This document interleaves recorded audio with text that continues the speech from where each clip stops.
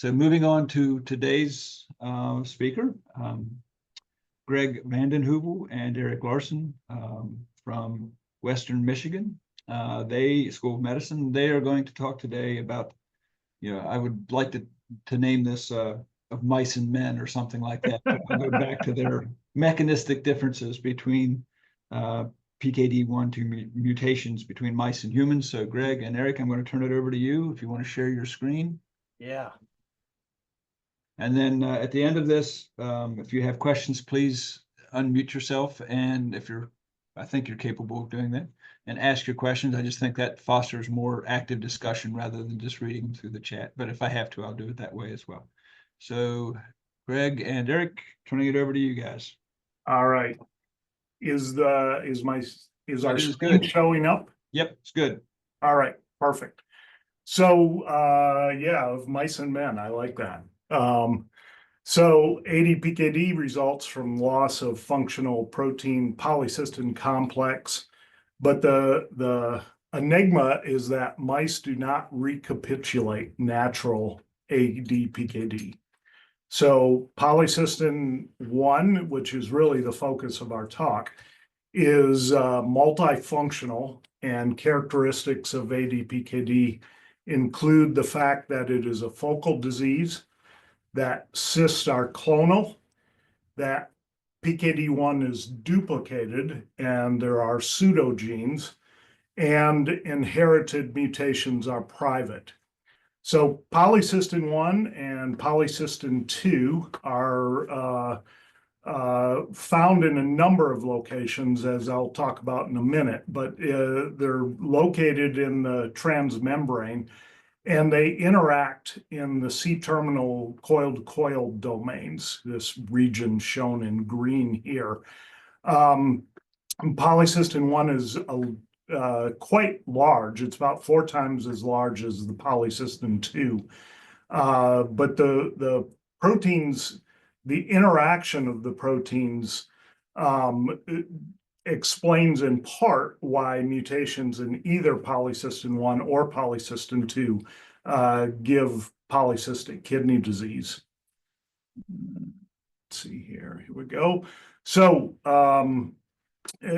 as I said, they're located in the cell membrane, and as well as a number of different locations. And there are a number of nice reviews on polycystic kidney disease, and I've borrowed from those. And as you see here, this is a review from Chi, Germino, and Menenzi's Mechanisms of Cyst Development that came out last year. So the complex, the polycystin complex, is found in the membrane. Cell membrane. It's involved in growth factor signaling and fluid secretion, and that includes its role as a non-canonical GPCR. It's also found in the mitochondria, and the polycystin 1 is processed, so it's cleaved in around this region in the extracellular domain, but they're linked together. And then there's a cleavage of the C-terminal domain, and about a 200 amino acid fragment can migrate either to the mitochondria or to the nucleus, or possibly to both. But its involvement in the mitochondria is in metabolic changes. Then it has an involvement in the nucleus, where proliferation and growth pathways are affected. It's also located in the endoplasmic reticulum and is involved in protein trafficking. And finally, it's probably best known for being located in the primary cilium and is involved in a number of different pathways there. including mechanosensing and signaling pathways. Oops. So, as mentioned, the PKD1 gene has been duplicated, and in fact, there are 6 pseudogenes. They're all located. PKD1, the parent PKD1 gene is located on chromosome 16, P13.3, and has 46 exons, so it's a huge gene. This diagram is the 5' end is on the right-hand side and the 3' on the left-hand side. But the duplications, the pseudogenes, are all of the first 33 exons are duplicated, 1 through 33, but not the tail end of the molecule. So, and this was a huge problem in initially cloning and sequencing the gene, and it probably plays a role in the disease itself.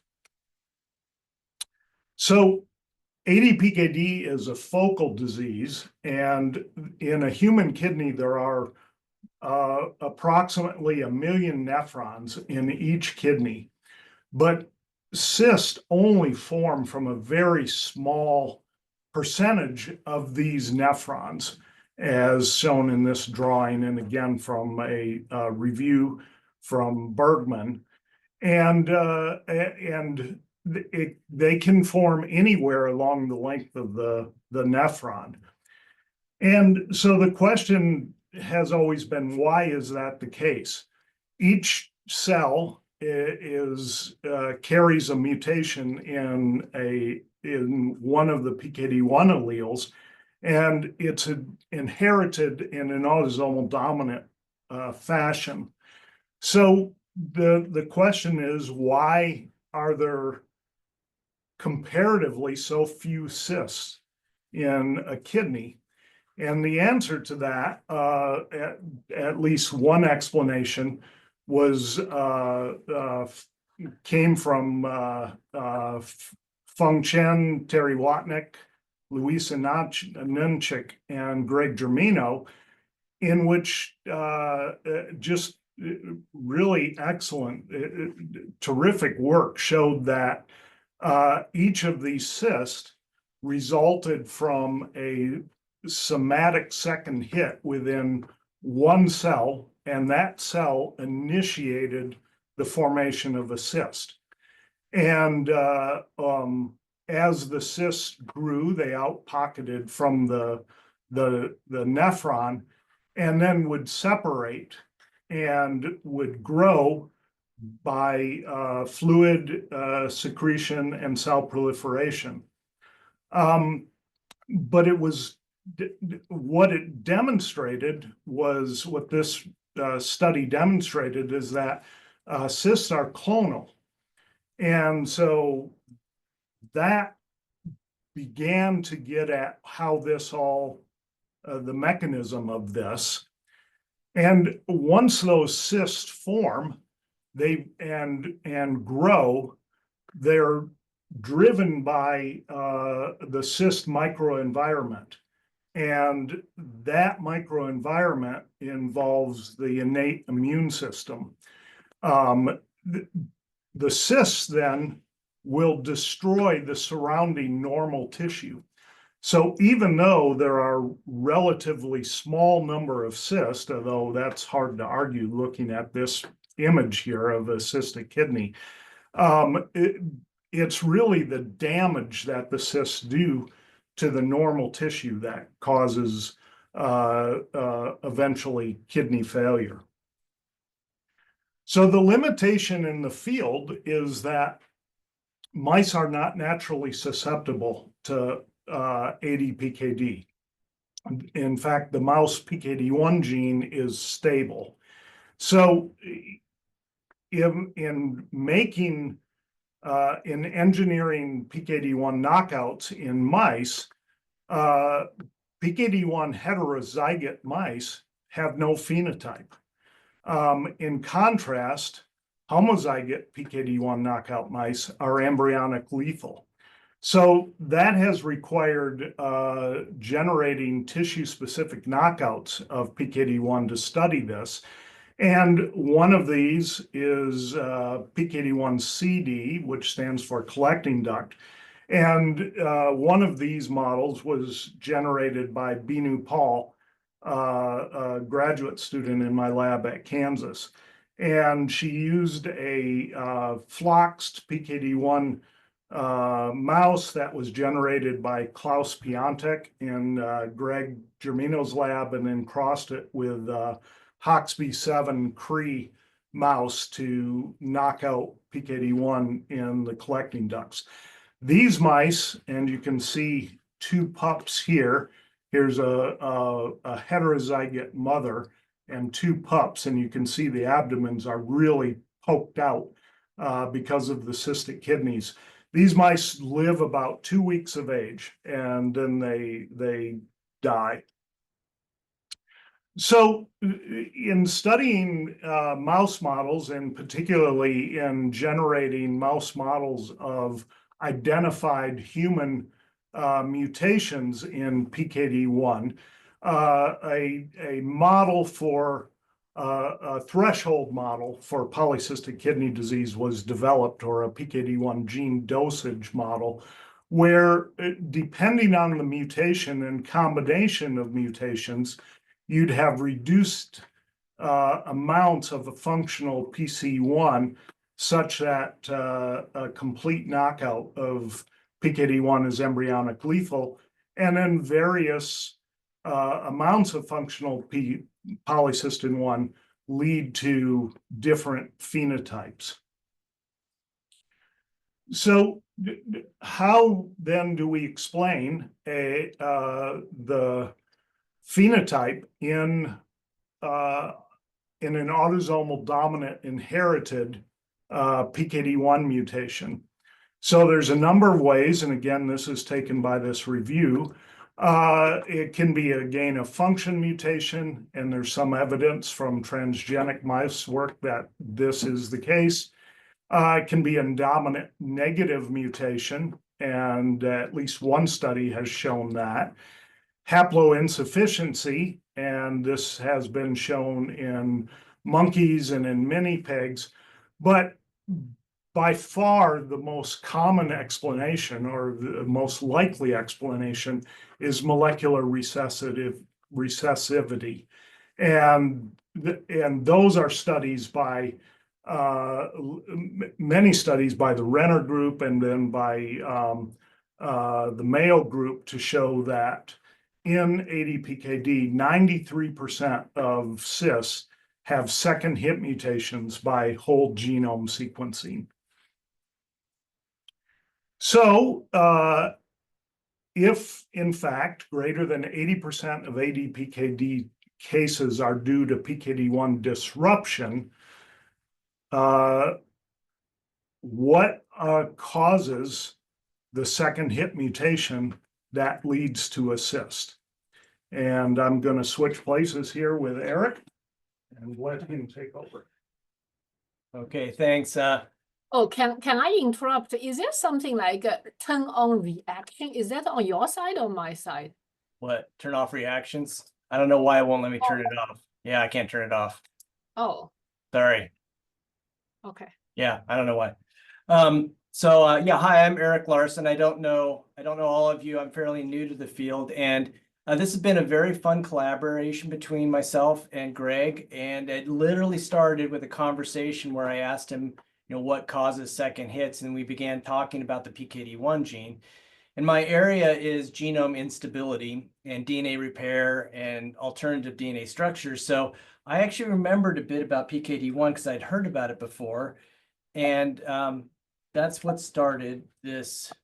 Oh, shoot, I'm locked up here. Second.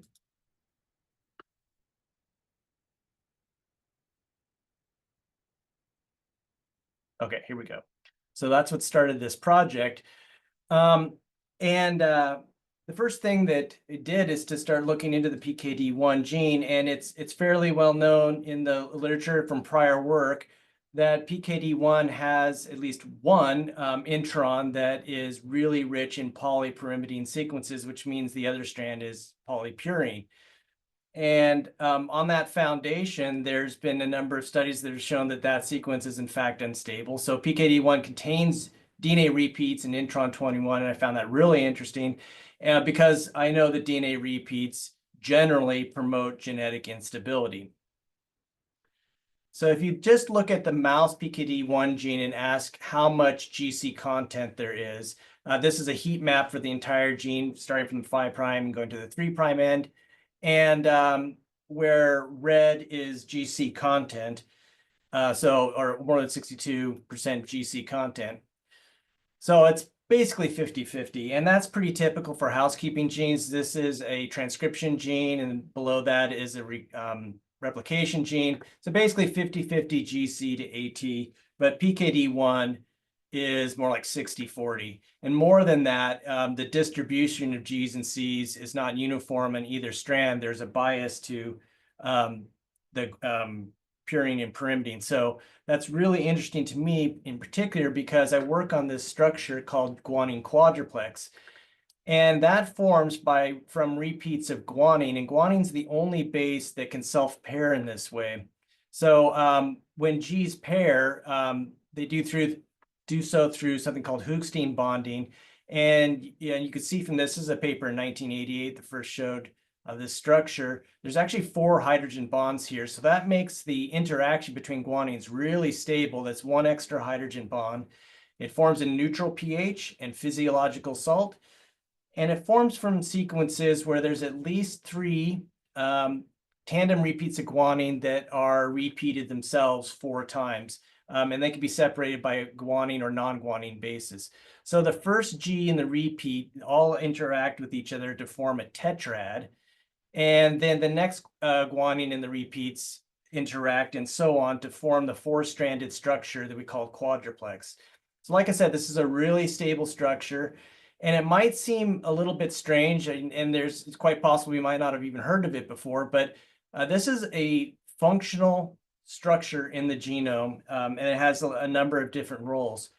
If you just look in nuclei and stain them for G4 using a G4 specific antibody, you'll see many foci, and it forms widely in lots of different kinds of cells, essentially in all kingdoms of life too. So this is not a structure that's unique to humans in any way. It's very common. There's thought to be over 300,000 G4 forming sequences in humans. They are found at the telomere. So this is the structure of the telomere in G4 that's forming. It's really a cool square-like structure. And if probed with a antibody to telomerase, a probe for the telomere, and then a probe for G4, you could see trilocalization. So they're there protecting the chromosome ends. G4 is a part of the recombination reaction that occurs at the Ig genes, and that's an essential recombination reaction for making antibodies. So it's a partner in programmed recombination. G4 also co-localizes with euchromatin, so it's thought to be a part of transcription apparatus and regulating transcription.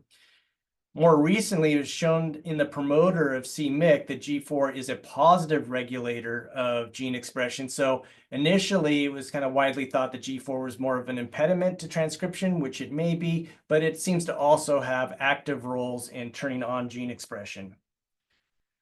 And finally, there's new evidence that G4 has some role in epigenetics. It co-localizes with acetylated H3. And it can also be regulated by the amount of DNA methylation. So hopefully that's enough kind of background on G4 to convince you that there's a role for quadruplex in, a positive role in regulating gene expression. And it's this is an active area of research, but it's generally well appreciated that there's some sort of ability for quadruplex to regulate how much a gene is transcribed, either by forming in the DNA or even in the RNA if the template is the C-rich template. So there's a clear positive role in gene regulation, and that comes at a small expense to genome stability. So the bad part is that G4 DNA needs to be resolved during replication, or else it can stall polymerase. And that explains why we have so many helicases that have specific activity for G4, and that's their preferred substrate. So if G4 forms and it's not resolved, that'll stall DNA or RNA polymerase, and that can lead to DNA breaks. So the ugly part about this is if G4 formation is unscheduled, that could lead to disease. In other words, too much G4 DNA leads to catastrophic DNA breaks and also RNA aggregation. We could observe this in oncogenesis. So there's a translocation that occurs at the G4 rich region of c-Myc and the IgH locus, and that leads to Burkitt's lymphoma. And the ability to provoke DNA breaks and cause cell death has been leveraged for cancer treatments.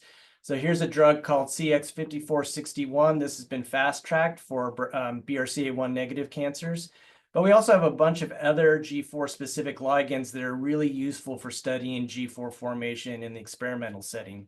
So we have very good tools for studying G4, and that makes it possible to ask the kind of questions that we're asking about PKD1. So the model is that that G-rich sequence that's on one strand or the other would promote the formation of G4 DNA. And since we know G4 is associated with gene mutations and rearrangement, maybe it's G4 that leads to the instability of the human PKD1 gene. So the first thing to do is just to ask if there are actual G4 sequences in PKD1. Just because a sequence is G-rich doesn't necessarily mean it'll form G4. You need to have a certain pattern of guanines. So we did that and mapped it for human, mouse, and rat PKD1. So each plus symbol here is a single G4 motif. And what you can see is that there's a lot of them for human PKD1. They're distributed throughout the gene, but they're also concentrated in a few introns. In comparison, mouse and rat really don't have much quadruplex at all. So there's about 10 times more quadruplex in human compared to the rodent PKD1 gene. In vitro, those sequences will adopt quadruplex. This is a circular dichromosome. It's just a technique for looking at DNA structures. And G4 has a characteristic peak at 264. So this is a G4 from intron 1, and it forms a nice G4 peak. And we did that for other representative quadruplex sequences within PKD1, and they all form a nice G4. In fact, the one in intron 21 is almost impossible to disrupt for G4 formation. So I have a control here where we substituted T. It's very difficult to do that one for intron 21 because it's so G-rich. But what we really want to know is if G4 is forming in the cell at the PKD1 locus. So Greg did this really nice microscopy using a G4 specific antibody. This is a slide of a cyst, and he's probing G4. He sees nice foci. Of course, we don't know from this image if any one of these are PKD1.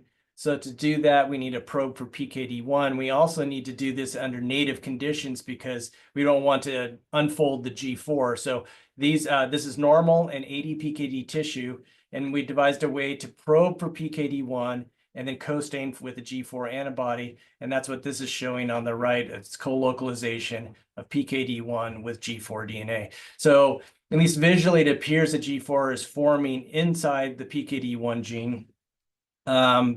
But we'd like to quantitate that a little bit better. So we used an additional technique, chromatin IP, that also uses a G4 antibody. And I should point out that we used more than one G4 antibody here. We also used an antibody, but the chromatin IPs were with a G4 specific antibody. And what that does is you cross-link the chromatin and then precipitate all the DNA, reverse the cross-links, and then ask if you enriched for a particular locus using qPCR. So PKD1 has, obviously intron 21 is really G-rich or C-rich, depending on the strand you're talking about. And then a little further down, there's an intron that doesn't have very much G4, so I use that as an internal control. And what this shows is a G4 chromatin IP and enrichment of intron 21, but not intron 34. And we didn't see any enrichment of two mouse regions. So we conclude from that G4 structures are forming in human PKD1 in living cells, but they're not forming in mouse PKD1, which makes sense because mice really don't have any quadruplex in that gene. We repeated this with chemically unrelated G4 stabilizer, CX5461, and we got the same results. So it's not the drug, but the formation of quadruplex that led to the enrichment with the G4 specific antibody. So the real question, though, is what does G4 DNA lead to the DNA lesions that would cause mutagenesis associated with ADPKD? And 3 of the mechanisms that have been identified are gene conversion, deletions, and loss of heterozygosity. And all 3 of those require DNA break as a precursor lesion. So if we could look for DNA breaks, that would tell us if G4 DNA was responsible for provoking the mutations in PKD1 that lead to its inactivation. Unfortunately, there's a really good marker for that, and that is the phosphorylated form of H2AX, which is gamma H2AX. Gamma H2AX only appears when there's a DNA break, and it's a signal for the DNA damage response. So here's a classic experiment where a laser was streaked across a nuclei, and that causes DNA breaks, and they probe for gamma H2AX, and you only see it right where the laser went across. So this is a well-known marker for DNA damage. So we repeated the chromatin IPs with anti-gamma H2AX antibody with either FEN-DC treated or vehicle treated, and found a really good enrichment of human PKD1. So we're basically looking for DNA breaks, and we're able to see DNA breaks in PKD1, but not the control locus. This is PCNA. And we didn't see DNA breaks in mouse. And one important thing here is that we're observing DNA breaks even without the G4 stabilizing ligand. So what the good part about using this is that we can say that the breaks here are due to the formation of G4 because FEN-DC doesn't do anything other than stabilize quadruplex, and the same thing for CX5461. But we still see DNA breaks even without FEN-DC. So from that, we conclude that G4 DNA is forming in PKD1, it's causing DNA breaks, and those are the precursor lesions for second hit mutations. I often get this question about whether known mutations, somatic mutations, map to G4. It's actually a very hard question to answer because most of these mechanisms lead to repair of the DNA in a way where a mutation can be quite distant from the initiating DNA break. So for instance, loss of heterozygosity or gene conversion. But even so, since there are some very good studies that did genome sequencing on individual cysts to identify the somatic mutation, I mapped those onto the gene just to see if they would cluster around sets of quadruplex. And they somewhat do, but really all I could take away from this is that the somatic mutations are distributed throughout PKD1, just like G4 is. There is an interesting grouping of mutations down at the 3' end of the gene, and there's a good set of quadruplexes that are down there. But that, other than that, it's difficult to map the precise mutation with the quadruplex because quadruplex is all over the gene. So that leads to this model where an individual who inherits one mutant copy has the other functional copy that's being transcribed and replicated as the cells divide during development. And then you have the formation of quadruplex, which increases the risk of DNA breaks just a little bit, just enough so that a proportion of cells obtain DNA breaks during replication, and those a small portion of those are resolved in a way that leads to a mutation in PKD1. But the real implication of this is that if G4 DNA is the structure that is leading to second hits, that provides a molecular target for preventing cysts. So if you can inhibit G4 formation, that would lower the risk of mutagenesis in PKD1, at least those due to G4 DNA, and then that could reduce the amount of cysts that form in at-risk individuals. And so to start working on that, we developed a molecule called G4I. It's an inhibitor of G4 formation. It's a chimeric molecule that has an inhibitory function, but it also has a targeting function. So it goes specifically to PKD1. That's not saying that it doesn't have any off-target effects. We don't really know about that yet, but it's designed to go to PKD1 gene specifically and to target individual G4s. So the idea is that if G4 is destabilized, then the amount of DNA breaks would go down, and what you should see is more duplex in that region. And so that's the goal of using G4R. So in our first set of experiments, remember I told you that we see DNA breaks in PKD1 even when we don't add a stabilizing ligand. So we started there and asked if we could lower the amount of DNA breaks using G4I and detecting them with the gamma H2AX chromatin IP. And so this is PKD1, starting place is here, and then this is after treatment with G4I, it goes down about 50%. And we didn't see any significant reduction in the control gene. So that's very promising as a preventative for cystogenesis. We also looked at gene expression because we found that stabilizing quadruplex in human PKD1 resulted in decreased expression. So we were wondering is, okay, if G4 DNA forming lowers polycystin expression, would destabilize in the quadruplex, increase expression. And so we used, this time is a different G4I, but the idea is the same. This is the starting place. Then after 24 hours, after G4 disruption, expression went up, several times. So destabilizing G4 DNA can also increase expression, and this might be a useful thing to do if you're thinking of a gene dosage effect. So right now, we're working on a little faster readout for G4 DNA, replacing PKD1 G4 sequences just upstream of luciferase reporter. So it's in between the promoter and G4 with the idea that forming G4 DNA should be an impediment to transcription. And then we can have a readout of the formation of G4 in the presence of G4 stabilizers or inhibitors. And this would be a lot faster than doing chromatin IPs. And already we've got some good results with that. So this is a G4 from PKD1, and just its presence in the plasmid result in lower expression of luciferase. So we've got a good readout for G4 stability that we could use. And these are transfected into cells, of course. And then we plan to then test the inhibitor on this. So this will allow us to make modifications to G4I to see if we can improve it or break it or change its targeting. And finally, the place to go that we're really excited about is to make a mouse that better matches the human disease. So right now it doesn't naturally happen in mice. And so if G4 DNA is the component of human PKD1 that leads to instability, then introducing into mice has the potential to convert the mouse gene into one that more reflects the human gene. So we're transferring G4 sequences into mouse PKD1 with the hope that heterozygotes will have pups that have ADPKD, and then it'll allow us also to test the G4I and see if we can reverse that. And so with that, Greg and I would be happy to take any questions. Do you want me to stop sharing?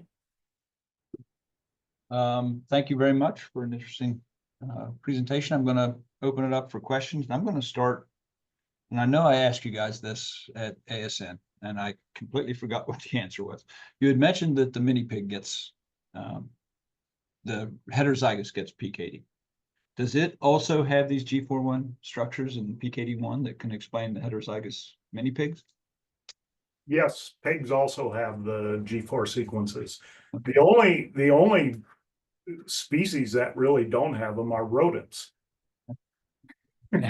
Of course. Figure, yeah. I mapped that. I was curious about the G richness in PKD1 genes, not really knowing too much about how where in the mammal lineage things happen, but it's really pretty far even in the rodent lineage where the G4 goes away.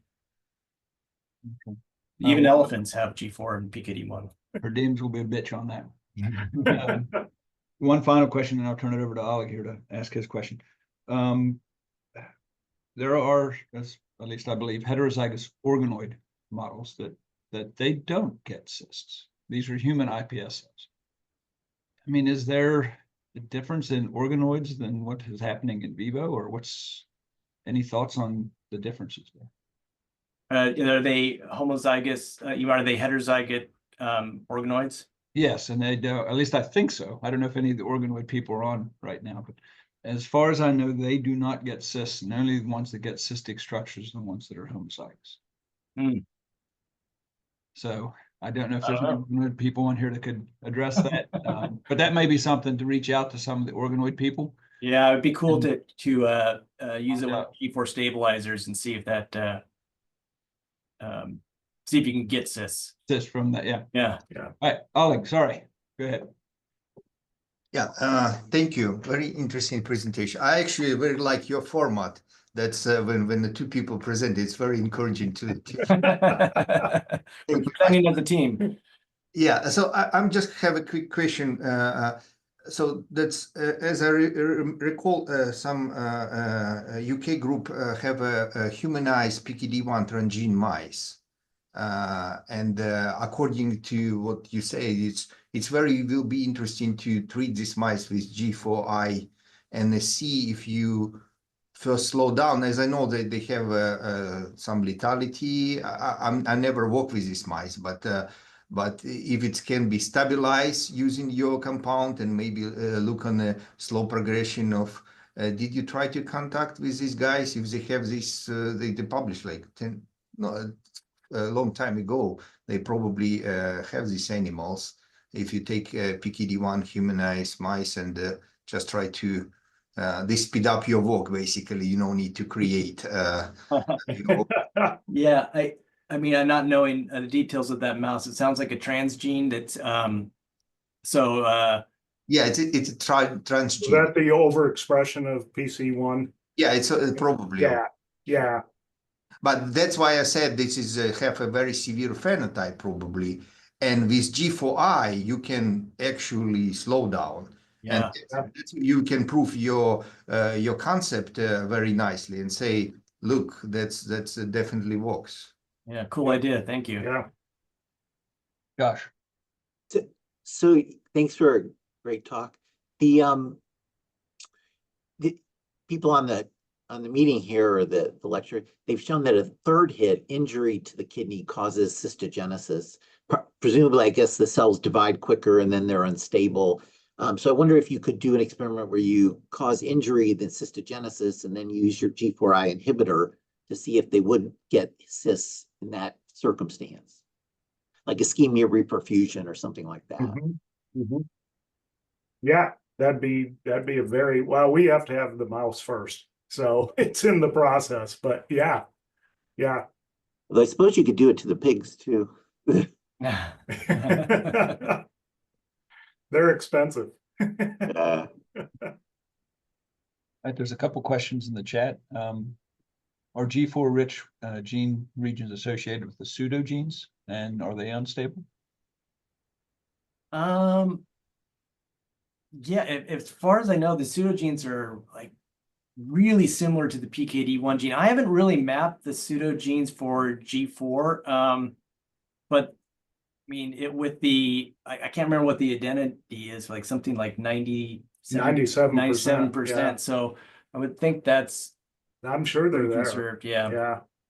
And I mentioned kind of quickly, but G4 was initially really described as part of this recombination mechanism for the switch region. So it's actually part, I mean, it's the ability to do recombination between two different regions is coordinated in part by formation of that structure. So like having structures in two different regions, I could really imagine that as something that could promote gene conversion between PKD1 and the pseudogenes. So it's just taking advantage, or maybe not taking advantage, but utilizing the mechanisms that are already placed in the cell for doing that recombination reaction. Okay. Another question in the chat. Do you know which region of PKD1 the G4 structure was stabilized by your drug? Since G4-1 structures are important for maintaining euchromatic states, destabilizing one near promoter could potentially lead to heterochromatic formation and reduced gene expression.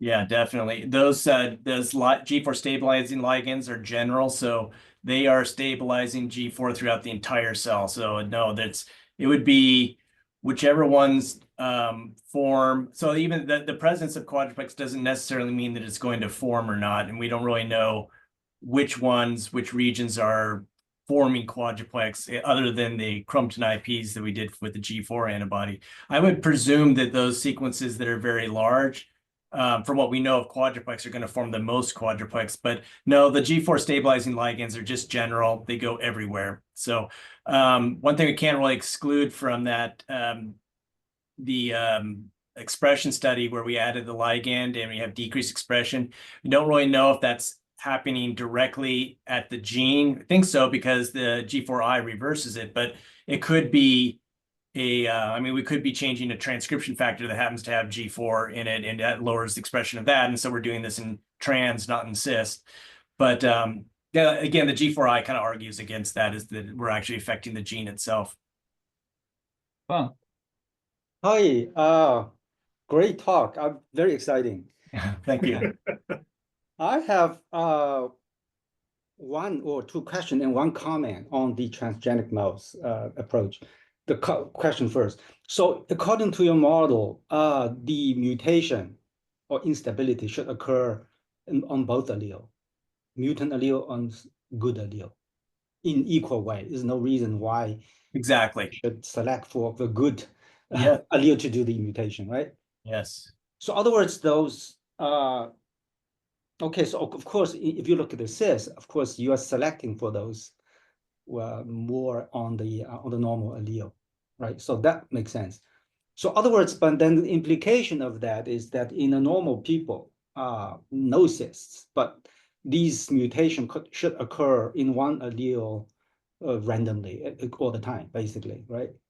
Yes. So this is the implication for this. Okay. The second thing is I'm thinking about is, I mean, you in your graph, you see, although you say the GC richness occur across the entire gene, but nevertheless, you see enrichment, right? In intron 1 and intron 21, you see really like mountains of those triangles. Oh, right. Yes. Right. Yeah. So would you then expect then an uneven distribution of random mutation, maybe enriched in those areas where you have more GC richness? Yeah, possibly. I mean, that's kind of, I tried to look at that with by mapping the somatic mutations, but it doesn't. The only concentration of mutations they really collect with G4 are the ones at the 3' end. Although, you know, we're not really looking at intronic point mutations there. These are only ones that were in exons, and so intron 1 is huge, and the G4 region is right in the middle. So there may indeed be mutations that cluster all around there. They're basically neutral. We just don't know. So that is, I have thought of doing that. I have a construct with intron 21 in it and GFP, and just looking for you know, to have a readout of mutagenesis that's, you know, pulled outside of the gene, but in something that's being transcribed quite a bit too. So yeah, that's I don't know, and it would be a cool thing to look at. Yeah, and the comment would be, thinking about the humanized transgenic mouse. Do you know when is this break occur in a time scale? Do you know whether they occur in development more frequently than adult? For the, well, the mouse isn't made yet, so I don't know, but I would assume it's going to happen during development. But Greg might be able to answer that one better. Well, so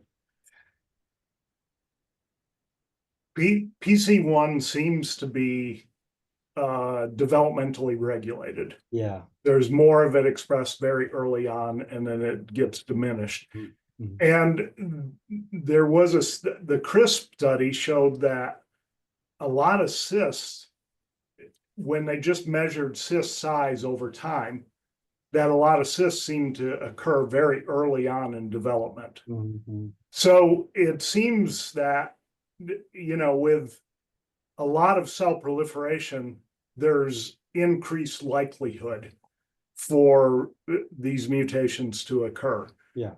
So, I mean, that's once we get the mouse in hand, I think we'll be able to, of course, you can never make great predictions with that, but Yeah. But how do you I mean, if you see a mild phenotype, sporadic, right? I mean, that's the probably you could assume. I mean, you assume that the mutation occur on the cellular level. You're not going to assume hundreds, thousands of cells of mutation occur at the same time. So sporadic, right? So I mean, if this occur in the early development, you may have a chance to see a cystic mouse. That's a good point. I mean, I think it's a good experiment to do. Yeah.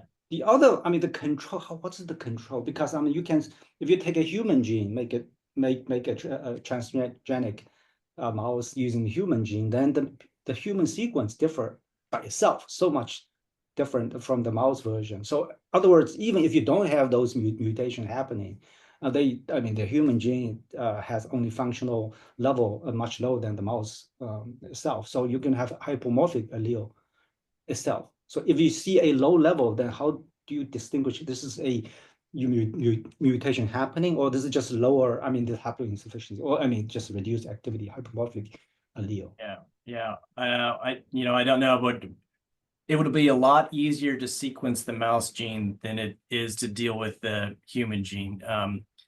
I mean, it's you probably know, really difficult to work with because it's repetitive. There's 6 pseudogenes and a lot of problems. So I mean, some of those in having the mouse model would be solved, and we could look at it at the molecular level in a lot easier way and analyze it.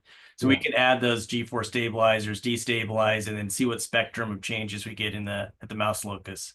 Absolutely, yeah. The approach we're taking is to substitute the mouse gene with the human gene, at least portions of it. Yeah.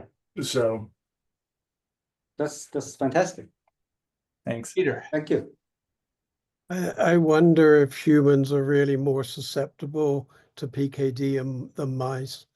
It seems there's mainly a matter of time scale. I think if you look at humans after 2 years, they don't have many cysts either. I think isn't it just a matter of how long they live? Yeah, maybe, but that doesn't seem, well, mice still get cancer, right? And they only live for a couple of years. So, there are things that we could do to kind of amplify that effect if we need to, like the G4 stabilizing ligands.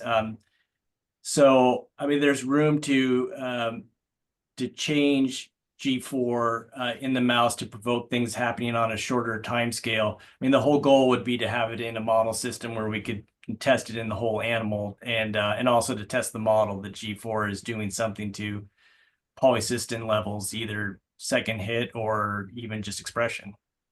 Yeah, we can just lower the level of polycystin 1 a bit, and you'd get that. You get more rapidly progressive disease. Right. So if G4 can modulate that, even that part, and then G4I reverse it, then that alone could have a positive effect. Yeah. It would be interesting to see. Yeah. Robin. Thanks, Brad. Good talk, you guys. thank you. I was excited about this at ASN. It's still exciting. I have a simple question. What about the PKD2 gene? PKD2 doesn't, I haven't found much quadruplex in PKD2. Interesting. No. Nothing that is out of the ordinary at all. I mean, PKD1, it is like shocking how much quadruplex. I've never seen a gene with that much quadruplex.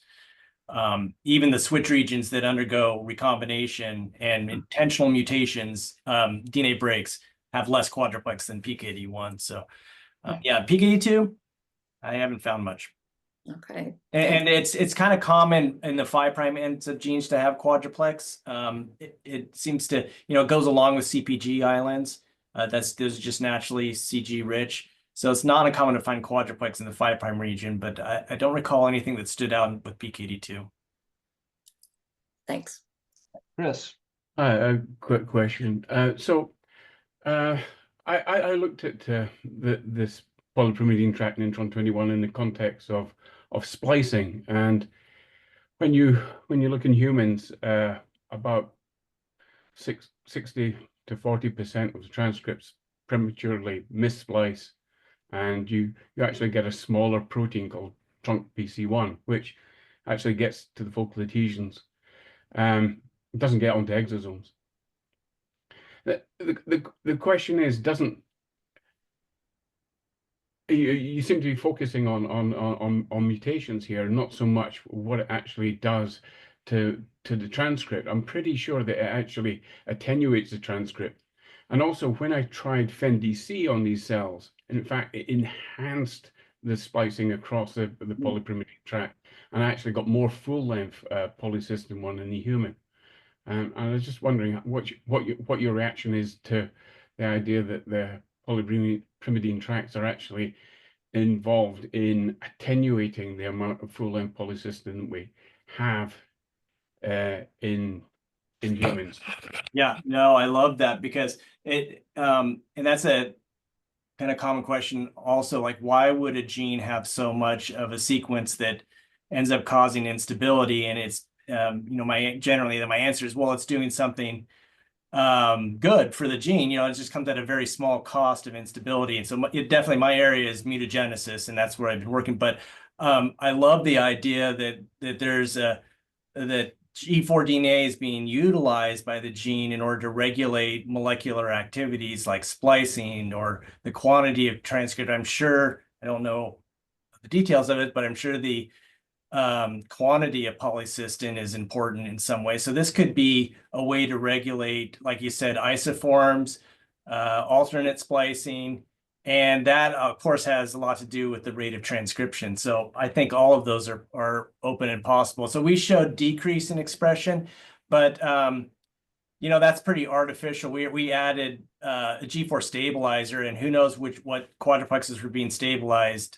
more than the others. So it doesn't really say anything about what the actual regulation is, just that if you stabilize quadruplex with a ligand, then the amount of expression that we saw went down using the qPCR primers that we were using. So I don't think that really says much about the mechanism specifically. Is just an observation of quadruplex formation. But I love the idea that it could be involved in multiple things in PKD1. I think that's probably likely. And also I would like to say that it's probably not confined to quadruplex. There are lots of DNA structures that could be supported by polypyrimidine, polypurine sequences. And so it's likely not one structure that's doing this, but a combination of structures that are regulating PKD1. Yeah, I follow you. Right, okay. Yeah, but I'm just a little worried that that PKD1 is actually a dosage disease. That you fall below a certain threshold and you just can't make exosomes, and they can't signal to your cysts, and so you have a defect in planar cell polarity because of that. Right. Okay. Thank you. Thanks for your answer. Sure. Greg. Eric, Greg, thank you. Very interesting talk. Just a quick comment, observation. I mean, I think it goes along the lines a little bit of what Peter was just saying. The PKD2 doesn't have the big polypyrimidine stretches, doesn't have the big G4 complexes and whatever else the structural elements are. And yet we know there's, it's a less severe disease than PKD1, but there is still, cysts do happen. There are, fewer numbers, later, slower, whatever. They often do still catch up if they live long enough in terms of having end-stage disease. So just wondering if that doesn't suggest perhaps whatever effect that these structures might have are relatively modest. It's one of many factors that might be contributing to a second hit rate.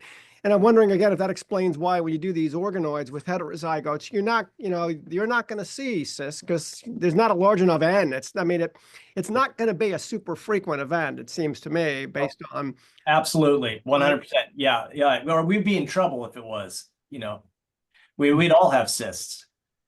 Right. Yeah. Agreed. And I know Greg has something to say about this. Were you going to say something? Nope. Oh, okay. Well, I guess what I was thinking is that and the number of cysts and the number of cells in the kidney. I mean, an affected kidney has like thousands of cysts, but there are, I don't know what, millions of. Yeah, well, there's 1 million nephrons roughly, and then thousands of cells within each of those nephrons. So there's lots of opportunities for mutation, whereas these organoids are just very small, and also time. I don't, Yeah. So. Jing. You're muted. Okay, yeah. Very interesting work. And it was great to meet you at ASN, hearing about your work, and great to hear it again. I thought this is really important for understanding why PKD1 is so mutable. So you said you looked at all the genes for the G4 structure, and PKD1 is number one. And someone else already asked you about the PKD2.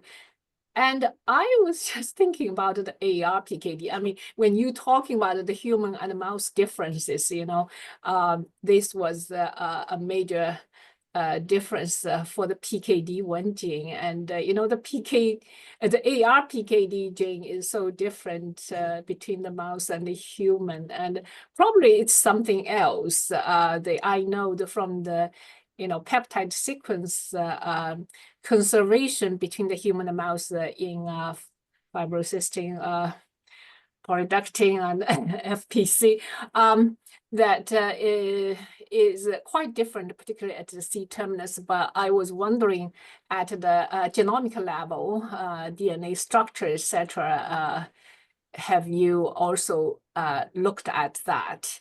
And another thing is the G4, the impact of G4 on the DNA damage. Is it purely a focal, a local in the adjacent nucleotides, or it can be of some distance, or etc.? Right. There are really good reporter assays that establish G4 DNA as a structure that interferes with replication. So a lot of those have been done in yeast, where they've taken human mini satellites that form quadruplex and then put them in a place where you can report on changes. There's a number of these different systems, like you know, towards chromosome N, then you lose chromosome. So they definitely cause DNA breaks, and maybe not so much point mutations, but in the course of recombination is when you see damage appear, or deletions. And so as far as how close that is to a quadruplex, I would say within thousands of nucleotides. But you know, I couldn't be more accurate than that. I'd have to go back to those reporter assays. But it would be another really cool thing to do with PKD1 G4 sequences, is just to put these into the reporters and see what kind of mutations you can provoke just through replication. Yeah. So it's not reported, I guess. Not for PKD1. No. Not for Well, there's some good assays for replication using a proportion of intron 21, not the entire. The entire introns is like impossible to work with. It's so repetitive. But so, you know, working on little portions of it is possible. And so like that could be done for sure. Yeah, and there are some reporter assays that were done with PKD1 and replication. We have time for one last question. About an AR-PKD, you didn't. I didn't look at that one. Yeah. Oh, okay. I haven't looked at that one. Final question coming from Paul Welling. Have you mapped the G4 sequences with somatic mutations using like Hi-C-Seq to see a 3D structure underlies some of these changes? Oh, that sounds very sophisticated. No, I haven't done that. But yeah, I think that would be an interesting experiment to do. Yeah, definitely. Definitely. All right, so very active discussion. Thank you, guys. I normally end this by asking if the center can help. I'm a little bit out of time, but is there anything the center can do to help your research move forward that you would like to request from us? Well, I'd just like to say, the tissues that Greg used for microscopy came from the center, and those were immensely helpful. We got great imaging because of those. We were stuck because we wanted to use, you know, frozen tissue and not, you know, cross-link kidneys. And so that, boy, that was a really great help. Yeah. Well, please don't hesitate to reach out to us if we can help with other things. And again, I want to say thank you for taking the time to meet with us. And I want to thank the audience for wonderful discussion. Terry, do you have anything that you wanted to add to this? I saw you popped up, so. Oh, just if you went to the symposium and you didn't fill out the survey, if you could just do that, I would greatly appreciate it. So please fill out your surveys.